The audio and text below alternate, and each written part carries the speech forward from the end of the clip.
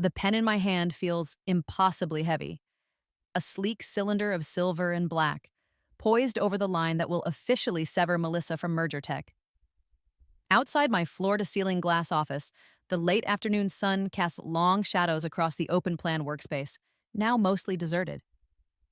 But my attention is fixed on the small, tragicomic drama unfolding near the elevators. Melissa. Her usually immaculate blonde hair is a disheveled mess, escaping its chignon in frantic wisps. Her shoulders, normally held with an air of unearned superiority, are slumped. A standard-issue cardboard box, overflowing with the detritus of a hastily abandoned desk, a chipped World's Best Admin mug, a sarcastic gift from someone, I'm sure, a collection of cheap pens, a wilting fern that looks as defeated as she does, is clutched to her chest like a life raft. Poor thing. Two impassive figures from Human Resources flank her, their expressions carefully neutral. Mark, the stout one, offers a hesitant, "This way, Miss Hayes." Sarah, younger, thinner, looks like she'd rather be anywhere else. I can almost taste Melissa's humiliation from here, a bitter tang in the filtered office air. It's a potent cocktail, that humiliation. And for a fleeting second, a phantom echo of it tightens my own chest. Because I remember, oh, I remember. The memory slams into me, sharp and unwelcome as a shard of glass. 5 years ago, my cramped little cubicle, overflowing with files for the Peterson account, the air thick with the smell of stale coffee and my own desperate ambition. I'd worked for weeks, months on that pitch. It was my baby, my masterpiece, the stepping stone to the promotion James Carson, my mentor, my Svengali, had dangled before me like a ripe fruit. "This is your moment, Alara," he'd said, his hand on my shoulder, his voice a low, encouraging rumble. "Knock 'em dead." And then, the meeting. Me waiting outside the boardroom, palms sweating, heart hammering against my ribs like a trapped bird. And Melissa, gliding past me, a smug little smile playing on her lips, my meticulously prepared presentation clutched in her perfectly manicured hands. James had given it to her, my work, my ideas, my future, to his lover. I found out later, of course. Whispers in the hallway, pitying glances from colleagues who'd seen them, too cozy at after-work drinks, a shared glance that lingered too long in a meeting. The world tilted. The betrayal was a physical blow, stealing the air from my lungs. That night is a blur of rain-slicked streets, tears blurring my vision, the angry blare of a horn, a blinding flash of headlights. Then nothing. Silence. Darkness. Until I woke up, gasping, in a sterile hospital room, the ghost of pain a dull throb in my temple, and the impossible, terrifying, exhilarating realization that I was back. Alive. With every memory, every sting, every scar of that previous life intact. A do-over. A cosmic mulligan. The pen finally touches the paper. Ilara Vance. My signature, bold and decisive. Termination approved. A calm satisfaction washes over me, cool and clean. Justice, in its own small way, has been served. For today, at least. My phone, resting on the polished mahogany of my desk, buzzes insistently. I glance at the screen. Melissa. Predictable. Ilara, please, we need to talk. This is a mistake. Another buzz. I can explain everything. Just give me 5 minutes, please. I'm begging you. And another. You don't understand what you're doing. He made me do it. James, I silenced the phone, a faint smile playing on my lips. Oh, I understand perfectly, Melissa. Better than you could possibly imagine. 5 years ago, I murmur, my voice a low whisper in the opulent silence of my CEO suite, the city lights beginning to prick the deepening twilight outside my window. They took everything from me. My work, my reputation, my future. They even, for a while, took my life. I run a finger along the cool glass, the city sprawling beneath me like a conquered territory. Today, I say, a harder edge to my voice now, a glint of something fierce in my eyes. I'm just getting started with taking it all back. The insistent chime of my email alerts me to a new message. I glance at the screen, a frown creasing my brow. An invitation. Merger Tech is celebrating its 10-year anniversary with a gala. A black tie affair at the Grand Astoria. How appropriate. I lean back in my leather chair, the invitation glowing innocuously on my monitor. 10 years, a neat round number. A decade of progress, of growth, well, for me, a decade that encompassed two entirely different lives. In the first one, I was a Lara Vance, bright-eyed, bushy-tailed, and heartbreakingly naive. I'd poured my heart and soul into merger tech, fueled by an almost pathological work ethic and the honeyed promises of James Carson. "You're a star, Alara," he'd say, his avuncular smile crinkling the corners of his eyes. "Stick with me and you'll go far. Partnership material, no doubt about it." I'd lapped it up like a starving kitten, working myself to the bone, convinced that hard work and loyalty were the golden tickets to success. Late nights became the norm. Takeout containers piling up in my tiny apartment, my social life dwindling to the occasional exhausted phone call to my sister, Amy. All for the dream of that coveted partnership, that seat at the big table. And Diane, my best friend Diane. She was my rock back then, or so I'd believed. Always ready with a sympathetic ear, a supportive word, a slightly too enthusiastic hug. "You're killing it, Alara," she'd chirped, her eyes wide with feigned admiration. "That Peterson pitch is genius. James would be a fool not to give you the lead on it." The memory sours in my mouth. Diane, with her carefully curated image of a girl's girl, a champion of her friends. What a performance. Now I see the subtle manipulations, the artful way she'd sow seeds of doubt about my abilities in James's ear, the accidental deletion of a crucial file, the helpful suggestion that always seemed to lead me down a blind alley, all while smiling that dazzling, treacherous smile. She was a viper, cloaked in designer dresses and a cloud of expensive perfume. The betrayal that cut the deepest, though, wasn't James's. It wasn't even Diane's. It was Amy's, my own sister. Working in HR, she'd been privy to the whispers, the rumors, the undeniable truth of James and Melissa's affair. She knew the promotion was a sham, a blatant act of favoritism. She knew, and she'd said nothing. "I had to protect my job, Alara," she'd whimpered years later in that other life, after the dust had settled and I was a broken shell of my former self. "You understand, don't you?" No, I hadn't understood. Not then, not now. Family. What a fragile, easily broken thing it could be.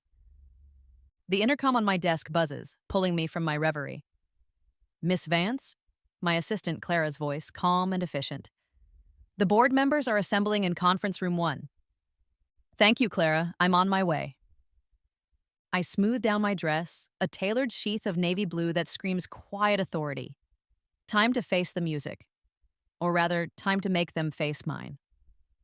The boardroom is hushed, the air thick with unspoken tension.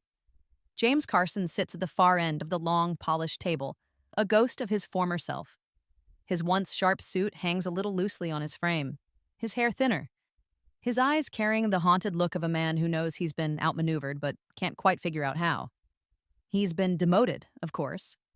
Regional manager of the Midwest Division. A far cry from the C-suite ambitions he once harbored. He avoids my gaze, his attention fixed on the water carafe in front of him, as if it holds the secrets of the universe. Diane, on the other hand, meets my eye with a defiant glare. Head of sales, a position she clawed her way into, no doubt leaving a trail of bodies in her wake. Her smile is brittle, a slash of crimson in her carefully made-up face. She looks tired. The years haven't been kind. Or maybe guilt is just a lousy moisturizer. The meeting drones on. Financial reports, market projections, strategic initiatives. I present my vision for the company's future, my voice calm and confident, betraying none of the turmoil roiling beneath the surface. I can feel their eyes on me, James and Diane, their resentment a palpable force in the room. They're dissecting my every word, my every gesture, looking for a weakness, a chink in my armor. They still see me as the naive girl they so easily manipulated. They have no idea. As the meeting adjourns, I linger, pretending to gather my notes. A deliberate fumble and a stack of papers slides from my grasp, scattering across the plush carpet. "Oh dear," I murmur, bending to retrieve them, my head down, my ears straining. It's James's voice, low and venomous, a sibilant hiss meant only for Diane. She's too confident, too smug. She won't last the quarter, I'll make sure of it. Diane's reply is a soft, almost inaudible murmur, but the sentiment is clear: agreement, collusion.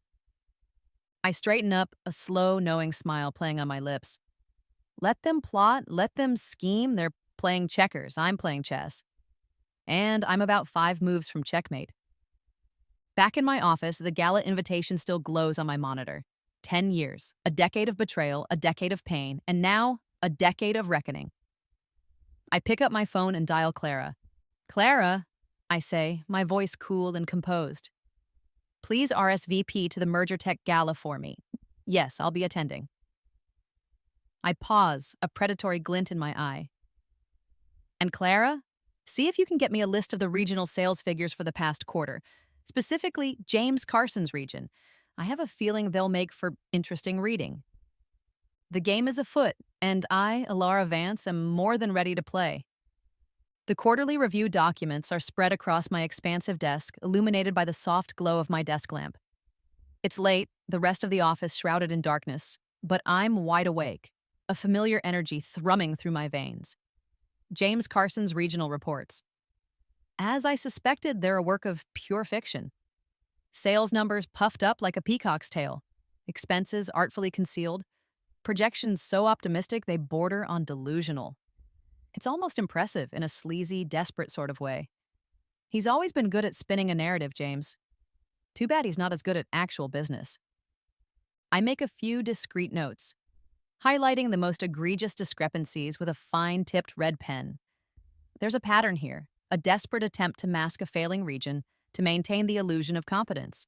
He's digging his own grave, one falsified report at a time, and I'm more than happy to hand him the shovel. The next morning, James sits across from me in my office, his face a mask of forced bonhomie. He launches into a verbose explanation of his region's stellar performance, his voice oozing a false confidence that sets my teeth on edge. I listen patiently, nodding in all the right places, my expression carefully neutral. The new marketing initiative in the Ohio Valley is showing remarkable traction, Alara, he says, gesturing expansively. We're projecting a 15% growth in that sector by year end. Impressive, James, I say, my voice smooth as silk. Truly impressive. I offer no hint of the gaping holes I found in his figures, the red flags waving like frantic semaphores in my mind. Let him think he's fooled me. Let him bask in his own delusional self-importance. It will make his eventual downfall all the more satisfying. He visibly relaxes, a smug little smirk playing on his lips. He still sees me as that eager-to-please protégé, too naive, too trusting, too easily swayed by his supposed expertise. He has no idea of the hours I've spent poring over these documents, cross-referencing every line item, every transaction, every single digit in his carefully constructed house of cards. He doesn't know that I see through him, through his lies, through his pathetic attempts to cling to a power he no longer deserves. My mind, unbidden, flashes back to that night. The night my first life ended. The rain, a relentless torrent, plastering my hair to my face, blurring the streetlights into impressionistic smears of color. I'd just confronted Melissa, the words tumbling out in a torrent of grief and betrayal, my voice raw with a pain so profound it felt like my soul was being torn apart. How could you? I'd sobbed, cornering her in the lobby of her apartment building, the doorman watching with a mixture of alarm and disinterest. He was my mentor. That was my project, my career. Melissa had looked at me with a cool, dismissive arrogance, her eyes like chips of ice. Don't be so dramatic, Alara, she'd said, her voice devoid of any emotion. James chose me. He saw my potential. You were just in the way. Her words, a final, brutal twist of the knife. In the way, as if I were nothing more than an inconvenient obstacle, easily brushed aside. I'd stumbled out into the rain, blinded by tears, a hollow ache in my chest where my heart used to be. The screech of tires, the glare of headlights, the sickening crunch of metal on metal. The memory still has the power to make my breath catch in my throat, a phantom echo of a pain I thought I'd buried deep. But now, It's not just pain, it's fuel. Pure, high octane, unadulterated fuel, propelling me forward, hardening my resolve. And the client presentation is a masterclass in corporate sabotage, a beautifully orchestrated symphony of incompetence, courtesy of James and Diane. The projector flickers and dies halfway through my opening remarks. Key slides containing crucial data have mysteriously vanished from my presentation. A vital financial projection, one I'd personally triple-checked, is suddenly, inexplicably, wildly inaccurate. I stand before the board and, more importantly, before Mr. Harrison, the CEO of Harrison Holdings, our biggest potential client, a man whose business could make or break our quarter. He looks on with a mixture of polite pity and growing impatience. James and Diane, seated on opposite sides of the boardroom table, exchange a subtle, almost imperceptible glance. Triumph. They think they've done it. They think they've made me look like a fool, an unprepared, incompetent amateur. I take a slow, deliberate breath, a serene smile playing on my lips. My sincerest apologies, Mr. Harrison, gentlemen, I say, my voice calm, betraying none of the fury simmering just beneath the surface. It appears we're experiencing some rather unfortunate technical difficulties. Perhaps a short recess while my team addresses these issues? The humiliation is a bitter pill, but I swallow it with a practiced grace. Let them have their little victory. Let them gloat. Because my countermove, the one they haven't anticipated, is already in motion. Later that evening, I meet Mr. Harrison for dinner. Not in a stuffy boardroom, not surrounded by prying eyes and malfunctioning equipment, but in the discreet, elegant dining room of the Carlyle, a place where deals are made and fortunes are forged over aged scotch and perfectly cooked steaks. No projector, no sabotage slides. Just me, a tablet loaded with the correct presentation and the unvarnished truth. I lay it all out for him. James's falsified regional reports, the inflated projections, the carefully concealed losses. I show him the discrepancies, the doctored figures, the blatant attempts to mislead. Then, I present my own proposal. A clear, concise, and most importantly, honest strategy. Better terms, a more realistic timeline. A vision for a partnership built on transparency and mutual respect. Mr. Harrison listens intently, his shrewd eyes missing nothing. He asks pointed questions, probing for weaknesses, testing my resolve. I answer each one with confidence and clarity. By the time the dessert arrives, a decadent chocolate lava cake we share, I know I have him. The fallout is swift and spectacular. The next morning, an email lands in every executive's inbox. Harrison Holdings is severing all ties with James Carson's Midwest region, effective immediately. Furthermore, they are moving their entire portfolio, a multi-million-dollar account, to my direct management. The news ripples through Merger Tech like an earthquake, sending shockwaves of disbelief and speculation through every department. The emergency executive meeting that follows is a thing of pure, unadulterated beauty. James, his face ashen, his usual bluster completely deflated, stammers through a series of increasingly desperate and incoherent excuses. A misunderstanding, a clerical error, unforeseen market fluctuations. The board members, their faces grim, listen in stony silence, their disappointment palpable. Diane, ever the opportunist, ever the survivor, subtly distances herself from him, her carefully constructed facade of loyalty crumbling like a sandcastle in a tsunami. She offers a few token words of support for James, then quickly pivots, praising my decisive action in salvaging the Harrison account. The rat. As I walk out of the meeting, my head held high, my phone buzzes in my purse. A text message from Amy. "We need to talk. I know what you're doing, Alara, and you need to stop." I smile, a cold, sharp smile. Let her. Let them all know. This is just the beginning. James thought he could break me. He thought he could erase me. He has no idea that he simply cleared the path for a much stronger, much more ruthless, and infinitely more dangerous Ilara Vance to emerge. The game is far from over, and I'm just getting warmed up. Amy wants to meet for dinner. Somewhere neutral, she'd specified in her text, her digital voice tight with an anxiety I could almost taste. Somewhere public. as if the clatter of cutlery and the murmur of other diners could somehow shield her from what she clearly perceives as my impending wrath. The irony isn't lost on me. Her, seeking protection from me, her own sister. We're at Luigi's, a bustling, brightly lit Italian restaurant that smells of garlic and cheap Chianti. It's the kind of place Amy probably thinks is beneath me now, with my CEO title and my corner office. She's chosen it deliberately, I suspect, a subtle attempt to remind me of what? Our humbler beginnings? A time when we were closer? It's a pathetic, transparent ploy. You're targeting him, aren't you? She says, her voice barely above a whisper, as soon as the overworked waiter, reeking faintly of Parmesan, has taken our orders. She doesn't meet my eyes, her gaze fixed on the breadsticks she's systematically demolishing. James, I mean, you're going after him. This Harrison thing. That was you, wasn't it? I take a slow, deliberate sip of my water. The wine list here is probably an enophile's nightmare. And what if I am, Amy? I reply, my voice calm, almost gentle. After what he did? After what all of you did, or rather didn't do? Does that surprise you? That was then, Alara, she says, her voice rising slightly, a note of desperation creeping in. This is different. You're taking things too far. People are getting hurt. He's a wreck. People got hurt before, Amy, I counter, my voice still even, but with an underlying edge of steel. Remember? I got hurt. Or does my pain not register on your delicate moral compass? Was my career, my life, just acceptable collateral damage in your quest for self-preservation? She flinches, a visible recoil, as if I'd struck her.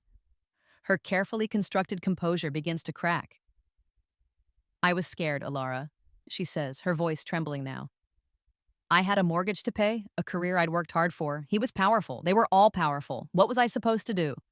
You were supposed to be my sister, I say, the words simple, yet laden with years of unspoken hurt.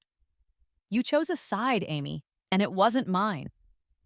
I let the accusation hang in the air between us, heavy and suffocating as the cheap red and white checkered tablecloth. We eat in a strained, uncomfortable silence for a while. Amy picks at her lasagna, pushing the congealed cheese around her plate with her fork.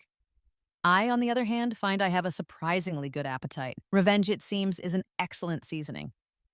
Then, I decide to extend a carefully calibrated olive branch. A strategic retreat designed to lull her into a false sense of security. Look, Amy, I say, my voice softening, my expression morphing into one of weary reconciliation. I reach across the table, my fingers briefly brushing hers. She jumps as if scalded. I understand you were in a difficult position, a terrible position. Let's try to move past this, for Mom and Dad's sake, if not for ours. I don't want this to come between us, not anymore. She looks up, her eyes so like mine, yet so different, wide and searching. A flicker of hope, of desperate, pathetic relief ignites within them. She wants to believe me. Oh, how she wants to believe that the storm is past, that she's safe. Because the alternative, that her sister, the one she betrayed, is now a powerful, implacable force mityair, mutagayir, Arabic for variable or changeable, implying a force of change on a trajectory of retribution, is too terrifying for her to contemplate. I offer a small, sad smile, a masterpiece of feigned forgiveness. But even as I do, another memory, sharp and painful as a paper cut, surfaces from the depths of my past life. Amy in my tiny, cluttered apartment, the day after the promotion fiasco. I'd been a wreck, sobbing, incoherent, pouring out my heart, my grief, my rage, my utter desolation to the one person I thought I could trust. My sister.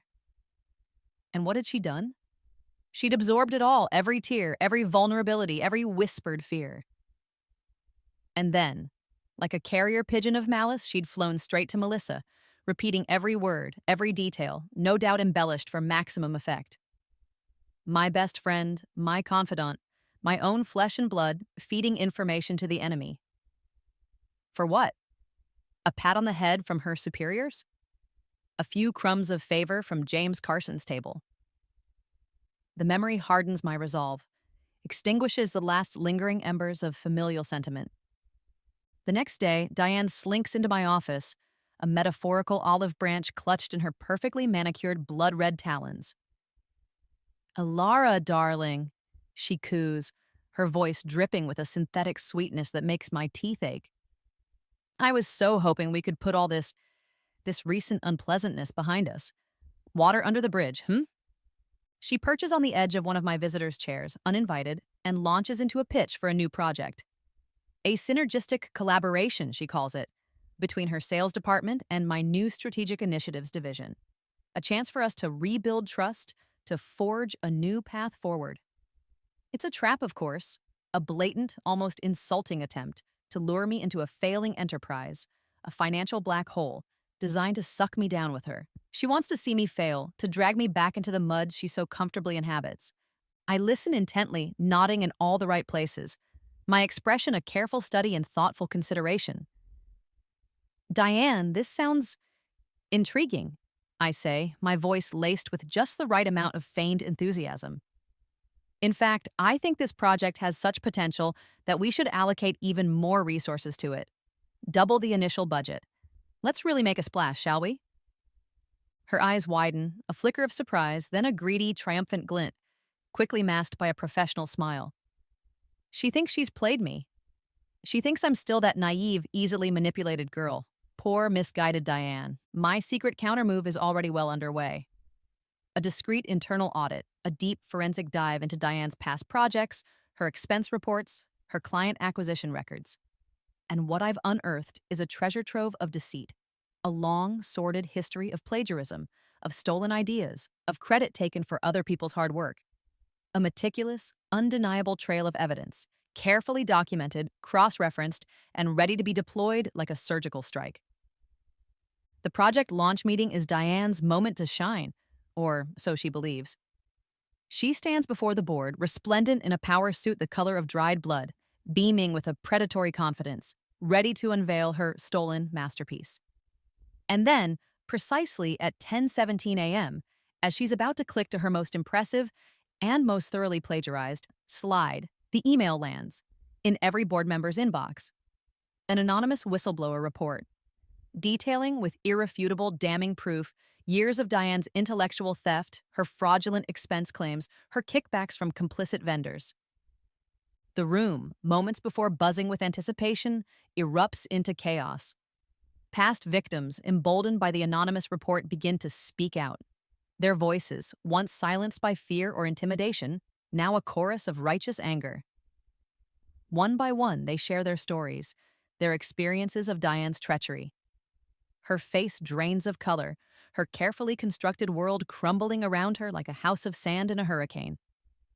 She stammers, she denies, she blusters, but the evidence is overwhelming. She's placed on administrative leave pending further investigation. A corporate death sentence, slow and agonizing. As I leave the meeting, a quiet satisfaction settling in my soul. Arthur Kendrick, a long-standing board member and an old, trusted friend of my grandfather's, pulls me aside.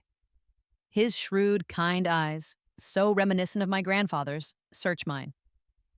"There's something uncanny about all this, Ilara," he says, his voice low and thoughtful. "The timing, the precision. Almost like you knew exactly where to look, exactly when to strike." I offer a cryptic, enigmatic smile. "Perhaps I'm just a quick study, Arthur, and a firm believer in due diligence." Later that evening, as I'm walking to my car in the deserted, echoing parking garage, a figure detaches itself from the shadows. James.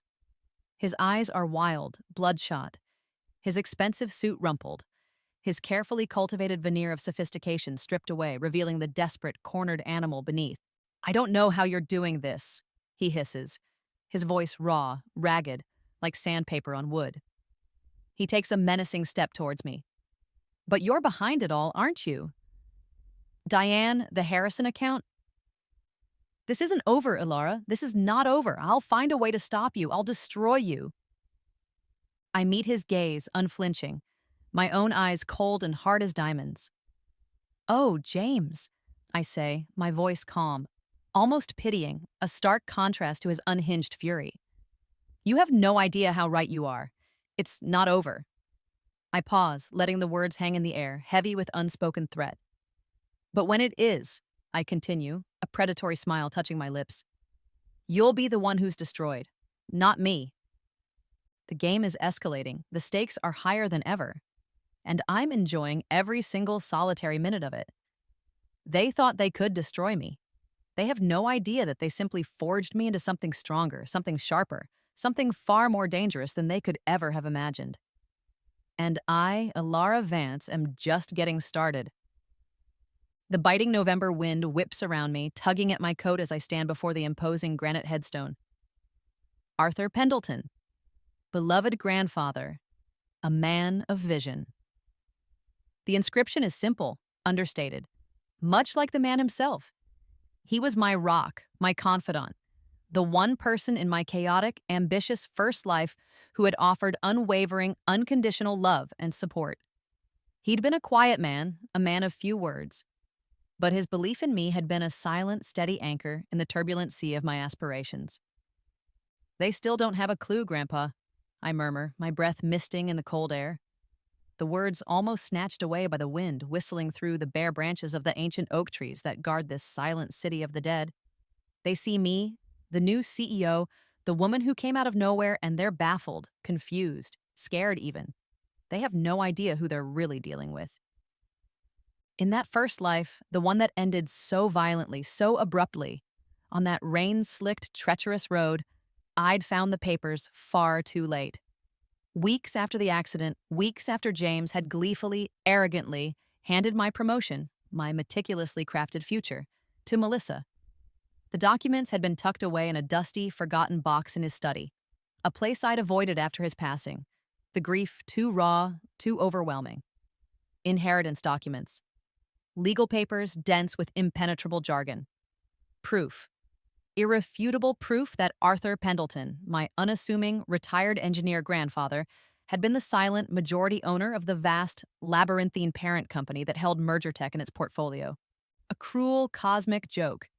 Knowledge that arrived like a lifeboat after the ship had already sunk. Power that was mine, yet inaccessible, until it was too late to save me from the machinations of lesser men. But in this life, this unexpected, undeserved second chance, I knew. The moment I'd clawed my way back to consciousness in that sterile, impersonal hospital room, the memories of my past life a chaotic, terrifying tsunami in my fractured mind, that knowledge, that single, electrifying piece of information, had been a beacon, a lifeline, a weapon. I hadn't wasted a single, precious moment. As soon as I was physically able, I'd contacted Arthur Kendrick, my grandfather's oldest, most trusted friend, a man of unimpeachable integrity who sat on the board of the parent company, a man who owed my grandfather a debt of loyalty that transcended death. Silently, discreetly, meticulously, over the past 5 years we had worked, reclaiming my inheritance, untangling the complex legal threads, consolidating my power, share by painstaking share. A ghost in the corporate machine, a phantom presence pulling strings they couldn't even see, let alone comprehend. The invitation to return to Mergertech, to take the helm as CEO, hadn't been a surprise. It had been an inevitability, an outcome I had carefully, patiently, ruthlessly orchestrated from the shadows. The insistent buzzing of my phone in my coat pocket yanks me back to the present, the chill of the cemetery air suddenly more pronounced. Amy, of course. Her timing, as always, is impeccable. Or perhaps I'm just becoming predictable in my movements. We need to talk, Alara, now. Her voice, when I answer, is strained, thin, laced with a potent cocktail of fear, disbelief, and a dawning, horrified comprehension. I agree to meet her in my office, the Lion's Den. Let her feel the full weight of my new reality. She arrives looking flustered, her usual composure shattered. She's clutching a sheaf of printouts, her knuckles white, her hand trembling almost imperceptibly. HR documents, my ownership records. The truth in stark, undeniable black and white. How long? She whispers, her eyes wide and haunted, searching mine as if hoping to find some trace of the sister she once knew, the sister she so casually betrayed. How long have you been planning this? This. This isn't just revenge, Alara. This is something else, something monstrous. Justice, Amy, I interrupt, my voice calm, unwavering, as cool and unyielding as the granite of my grandfather's headstone.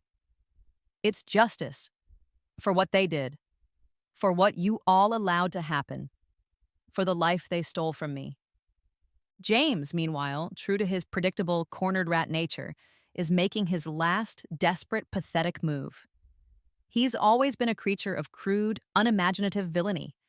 He tries to frame me, to implicate me in a convoluted scheme of financial misconduct, falsified documents, cleverly planted digital evidence on my main workstation computer. He even, with a stunning lack of originality, enlists the aid of Melissa, still simmering with an impotent rage over her unceremonious dismissal. Poor, pathetic Melissa, so easily manipulated, so eager to lash out, so blind to the fact that she's merely a pawn in a game far beyond her comprehension. They sneak into my office late one night, a Laurel and Hardy of corporate espionage, completely oblivious to the network of hidden cameras I'd had installed weeks ago. Tiny, discreet, state-of-the-art lenses, capturing their every furtive movement, their every hushed conspiratorial whisper as they meticulously, clumsily plant the fabricated evidence on my system. The footage is almost comical, were it not for the underlying malice of their intent. The emergency board meeting, called at James's urgent, self-important behest, is a spectacle worthy of a Shakespearean tragedy, or perhaps a low-budget farce. James, puffed up with a smug, misplaced self-righteousness, presents his irrefutable proof of my alleged misconduct. He pontificates, he preens, he calls for my immediate dismissal for legal action for my public disgrace. The board members, a mix of my grandfather's old guard and newer, more ambitious players, exchange uneasy, uncertain glances. And then, with a quiet, almost theatrical calm, I play my hand. My trump card. The video footage fills the large, high-definition screen at the end of the boardroom. James and Melissa, caught in the act, their faces illuminated by the glow of my computer monitor, their expressions a mixture of guilt, furtive excitement, and a dawning, horrified panic as they realize they've been utterly, comprehensively exposed. The silence in the room is deafening, broken only by Melissa's audible gasp and James's strangled, gurgling cry of disbelief. And then, the final act. The coup de grace, I reveal my majority ownership of the parent company, the controlling interest that makes me, for all intents and purposes, their ultimate authority. The shock, the disbelief, the dawning, horrified comprehension on their faces, particularly James's, is a moment I have replayed in my mind 1,000 times, a sweet, satisfying balm to the wounds of my past. I didn't just come back to work for this company, gentlemen, I say, my voice ringing with a newfound, undeniable authority, a power they can no longer ignore, no longer deny. I came back to own it. The game has irrevocably changed. The board is no longer theirs to manipulate, no longer a playground for their petty ambitions and vendettas. The rules are no longer theirs to make. This isn't just a company, it's my legacy, my birthright, my vengeance. And I, Alara Vance, am finally, unequivocally, in control. The expressions on their faces. James, a broken, deflated mannequin. Diane, pale and trembling. Even Amy, her face a mask of horrified awe, are a symphony of defeat. And for the first time in what feels like an eternity, a profound sense of peace, cold and clean and absolute, settles over me. The kind of peace that only comes from knowing you finally, irrevocably, taken back everything that was stolen from you, and then some. The vast mahogany table, polished to a mirror-like sheen, gleams under the recessed lighting of Conference Room Alpha. It's a room designed for power plays, for high-stakes negotiations, for the ceremonial slaughter of corporate enemies. Today it serves as the stage for my final act. James, Diane, Melissa, Amy.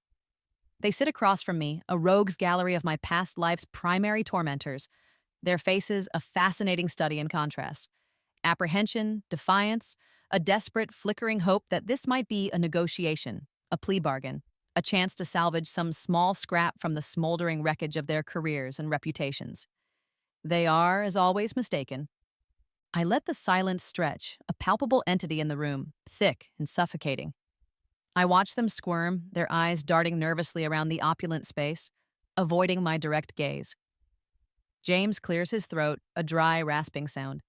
Melissa fidgets with a loose thread on her cuff. Diane maintains a brittle, forced composure, but a tiny muscle twitches erratically beneath her left eye. Amy just looks defeated, small and insignificant. Then I begin. My voice is soft, almost gentle, a deliberate contrast to the storm of emotions I know is raging within each of them. James, I say, my gaze locking onto his. He flinches visibly. Do you remember the Meridian account? The pitch I poured my heart and soul into for 3 solid months day and night, fueled by caffeine and your empty promises? The one you assured me with that earnest, fatherly hand on my shoulder was mine to present. The one that was supposed to be my springboard to senior analyst? He shifts uneasily in his plush leather chair, his eyes darting towards Melissa, then back to me, like a cornered animal seeking an escape route. I don't recall the specific details, Alara. It was a very long time ago. A lot has happened since then. His voice is hoarse, unconvincing. Allow me to refresh your memory, I say, my voice still soft, yet laced with an undertone of inexorable purpose. I slide a small, innocuous-looking silver flash drive across the gleaming expanse of the table. It spins, silently, before coming to rest directly in front of him. On that drive, James, you'll find a rather illuminating set of files. My original Meridian presentation, meticulously dated and time-stamped. And then you'll find the version Melissa presented to the board the following week. The one that secured her the promotion that was rightfully mine. You'll notice they are identical, James. Down to the last comma, the last bullet point. Except for the name on the title slide, of course, and a few cosmetic changes Melissa no doubt thought were improvements. I turn my attention to Melissa. Her face is pale, her carefully applied makeup unable to conceal the fear in her eyes. Her hands are twisting in her lap, betraying her internal turmoil. And Melissa, dear, I continue, my voice taking on a saccharine, almost mocking tone. Do you remember that charming little bistro, La Petite Fleur, just off Lexington? The one with the checkered tablecloths and the surprisingly good coq au vin? The one where you and James used to have your, shall we call them strategy meetings? The ones that always seem to coincide with my late nights chained to my desk at the office, working on your projects? Her eyes widen in panic. She opens her mouth, then closes it again, a fish gasping for air. I don't know what you're talking about, she finally manages, her voice a thin, reedy whisper. Oh, I think you do, Melissa. I smile, a cold, knowing smile that doesn't reach my eyes. Because, you see, I have a rather charming collection of photographs. You and James looking quite cozy, quite intimate. Dates, times, locations, all meticulously documented by a very discreet, very expensive private investigator I hired in my previous life. It seems your affair, the one that destroyed my career, wasn't quite as secret as you both believed. James breaks first. Predictable. He's always been a coward at heart. His carefully constructed composure shatters like cheap glass. It was her idea, he sputters, his face flushing a blotchy, unattractive red, pointing a trembling, accusatory finger at Melissa. She manipulated me. She seduced me. She said your ideas were unrefined, amateurish, that she could make them better, more palatable to the board. Melissa gasps, her face a mask of outraged theatrical indignation. Liar! She shrieks, her voice rising to a shrill, unpleasant pitch. You were the one who pursued me. You said I had a raw talent, a fire that Alara lacked. You said I was the future of merger tech, not her.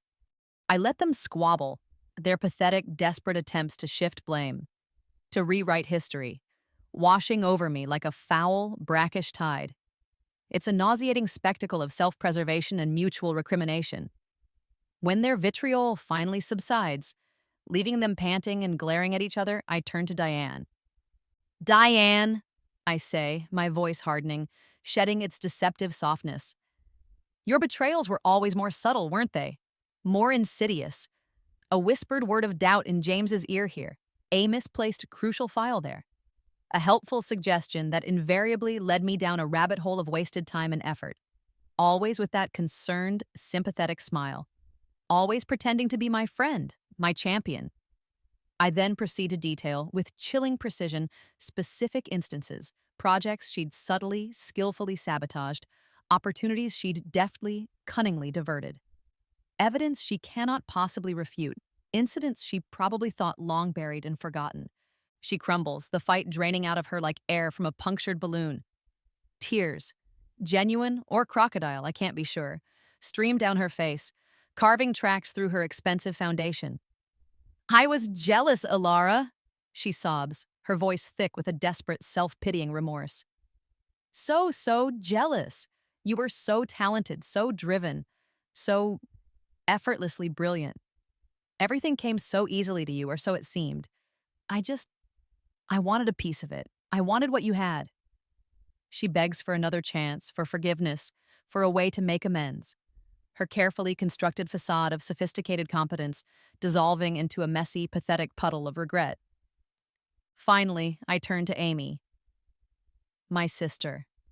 Her face is already streaked with tears, her shoulders hunched in a posture of utter abject defeat. I was scared, Alara, she chokes out, her voice thick with unshed grief and years of festering guilt. I was so scared of losing my job, my apartment, everything. They had so much power. James, Diane, the whole corporate structure. I was just a nobody. I didn't know what else to do. I didn't know how to help you without destroying myself.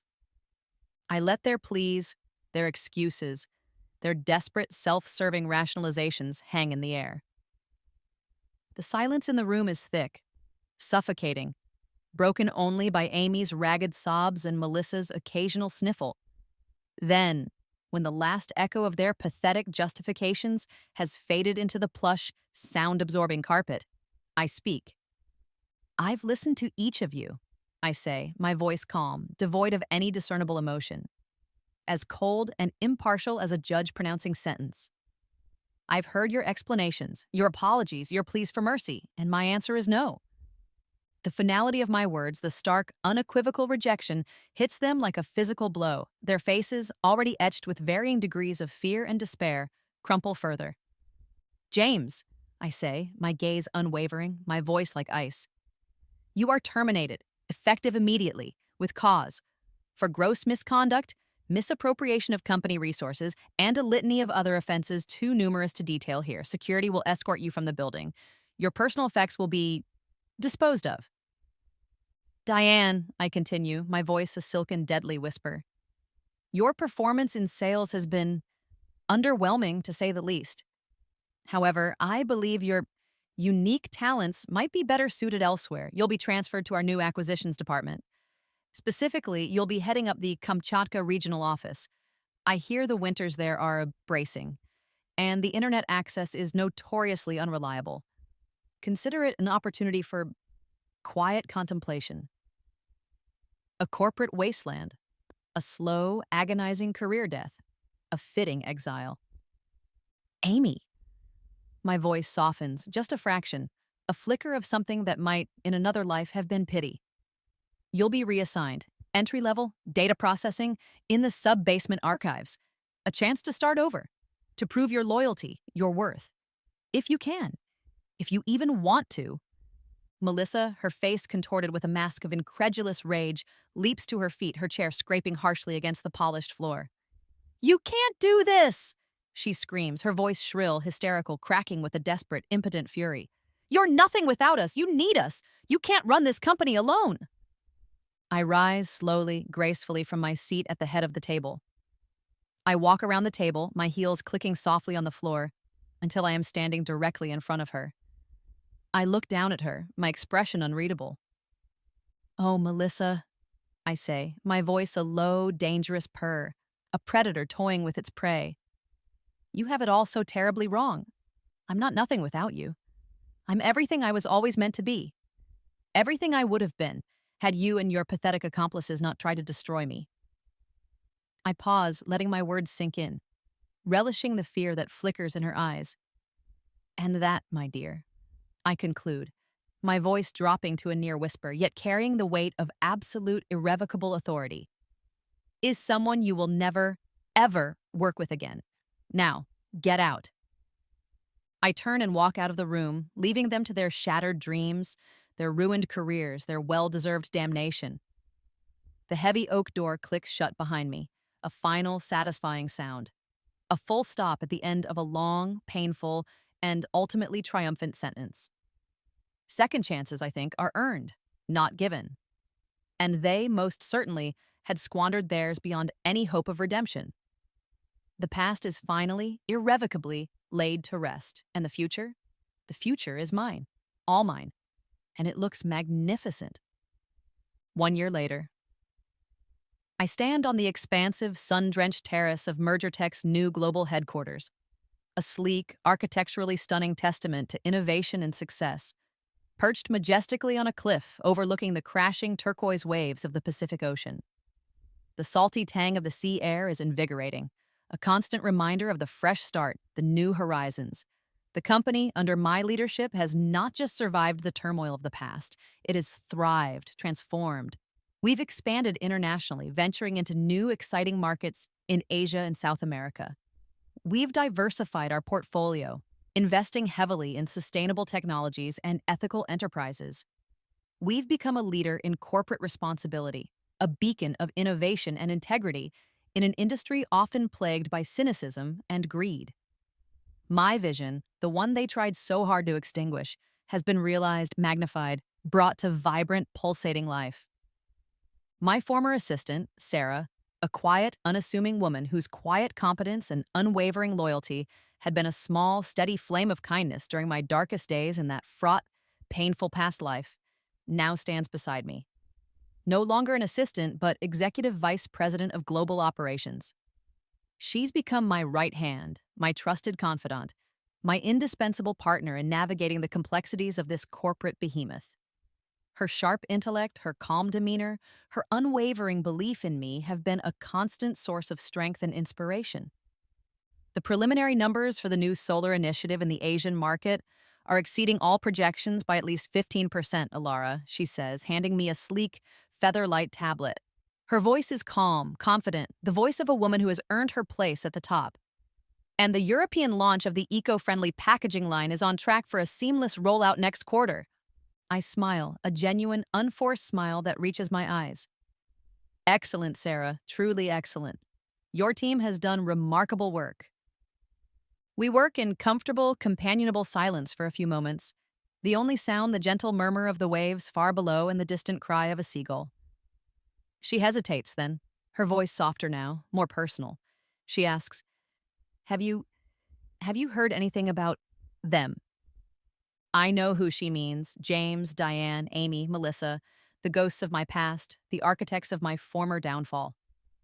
Their names, once so laden with pain and betrayal, now evoke little more than a faint, detached curiosity. James, I hear, is working an entry-level sales position at a small, struggling competitor in Des Moines. I say, my voice neutral, devoid of any lingering animosity. Apparently, his innovative accounting methods weren't appreciated there. Diane is still in Kamchatka, from what I understand. Rumor has it she's taken up ice fishing and developed a rather unfortunate fondness for cheap vodka. Amy is trying. She's still in data processing in the sub-basement archives. We have lunch sometimes. Stilted, awkward affairs. It's a work in progress. A very slow, very tentative work in progress. Melissa, I'd heard through the corporate grapevine, had drifted into obscurity. Her once bright ambitions a distant, bitter memory. Her career a casualty of her own arrogance and poor choices. They are all, in their own ways, living out the consequences of their actions. I've made a conscious, concerted effort to cultivate a different kind of environment at MergerTech now. A culture of support, of collaboration, of mutual respect. A place where talent is nurtured, not exploited, where innovation is encouraged, not stifled, where integrity is rewarded, not punished. I mentor young women, particularly those from disadvantaged backgrounds, helping them navigate the often treacherous, male-dominated waters of the corporate world, ensuring they have the opportunities, the support, the belief that I was so cruelly denied in my first iteration. An email pings softly on my tablet. An invitation. The annual Women in Business Excellence Awards. Nominated for CEO of the Year, I smile again, a small, private smile of quiet satisfaction. Recognition is pleasant, of course, but the real reward is the work itself. The knowledge that I am building something meaningful, something lasting. Later that day, back in the serene, minimalist elegance of my office, my gaze falls on the silver-framed photograph that holds pride of place on my uncluttered desk. My grandfather, Arthur Pendleton. His kind, intelligent eyes, his gentle, knowing smile, seem to follow me around the room. "Thank you, Grandpa," I whisper, my voice thick with an emotion I can't quite name. Gratitude, certainly. Love, definitely. And a profound sense of having finally honored his legacy. For everything, for believing in me, even when I didn't believe in myself. For giving me the tools to fight back. As the sun begins its slow, spectacular descent below the horizon, painting the sky in fiery, breathtaking hues of orange, crimson, and violet, I leave the silent, deserted office and walk along the secluded stretch of beach near my new home. The cool, damp sand is soft beneath my bare feet. The rhythmic sigh and crash of the waves a soothing, hypnotic balm to my soul. This is my sanctuary, my place of peace. A figure approaches, hesitant, almost apologetic, silhouetted against the dying light. It's Mark Jensen, a former colleague from my early, naive days at Tech. A decent man, essentially, but one who had remained conspicuously silent during my public humiliation and subsequent dismissal. Afraid to rock the boat, to jeopardize his own precarious position in the corporate hierarchy. He'd never actively participated in the betrayal, but his silence, his inaction, had been a tacit endorsement, a small, sharp pebble in the mountain of my grievances. "Alara?" he says, his voice uncertain, tinged with an awkward, embarrassed recognition. I wasn't sure if you'd remember me." "Mark," I acknowledge, my voice calm, neutral. "It's been a long time." "Yes, it has." He shuffles his feet in the sand, avoiding my gaze.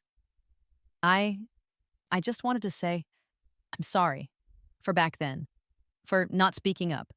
For not doing more. It was cowardly of me. And I've regretted it ever since." I look at him, really look at him. There's a genuine remorse in his eyes. A weary, belated understanding of the cost of his inaction.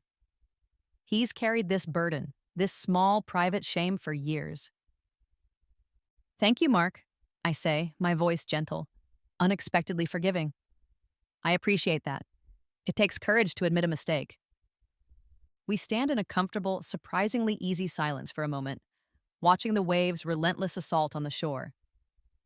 Then, he nods. A small, almost imperceptible movement of his head, and walks away, disappearing into the gathering twilight. A small piece of the past, another loose end, neatly tied up. I continue my walk, the last vestiges of the sunset painting the sky in soft, bruised pastels. A profound sense of peace settles over me, a quiet, unshakable contentment. Some say living well is the best revenge. I disagree. Living authentically is. Living truthfully, living powerfully, living in alignment with one's deepest values and one's truest self. That is the ultimate victory. And this life, this unexpected, extraordinary second chance, is exactly what I always deserved. The betrayals, the pain, the struggle. They forged me, they shaped me, they tempered me in fire, but they no longer define me. I am Alara Vance, CEO, innovator, survivor. And I am finally, unequivocally, gloriously free.